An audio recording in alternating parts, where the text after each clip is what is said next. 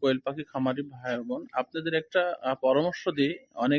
কিছুক্ষণ আগে আমার কাছে একটা খামারি আসছিল। যে ভুলগুলো আপনারা হয় অনেক সময়, কোয়েল পাখি থাকা অবস্থায় ঘরে রয়েছে, ডিম পাড়া কোয়েল পাখি ঘরে রয়েছে, বা আপনার আদার্স যে পাখিগুলো রয়েছে ওই ঘরের যে গুঁড়াগুলো আছে, যে গুঁড়াগুলো দেখতেছেন, এই গুঁড়াগুলো অনেক সময় উপরে বিষ্ঠা গুলো অনেক ময়লা মাটি হয়ে যায়, এগুলা চালেন, ওখানে চালেন। তো চাললে হয় কি, ওইখান থেকে কিন্তু ধুলাবালি উড়ে। তো ধুলাবালিটা তার নাকের মধ্যে চলে যায়, কিন্তু এখান থেকে পাখির কিন্তু পর্যাপ্ত সমস্যা চলে আসে। যার কারণে ওইগুলা করার দরকার নেই। আপনাকে যদি ওইগুলা করতে হয় তাহলে এখান থেকে আপনি যদি মনে করেন যে অনেক ময়লা মাটি হয়েছে, যেহেতু বিষ্ঠাগুলা কোয়েল পাখির বিষ্ঠাগুলো কিন্তু শক্ত হয়ে যায়, আপনারা ঝাড়ু দিয়ে ঝাড় দিয়ে নেবেন, কিন্তু চালেন না, ওর মধ্যে চালতে হলে বাইরে নিয়ে যেয়ে চালবেন। ওর মধ্যে আপনি যখনই এই এগুলা এগুলা এই যে গুঁড়াগুলা চালবেন, তখন কিন্তু এগুলা থেকে ধুলা বের হবে, এগুলা থেকে ধুলা বের হবে, আর ধুলাগুলা সমস্ত কোয়েল পাখির নাক মুখের মধ্যে চলে যাবে, এতে ক্ষতিগ্রস্ত হয়।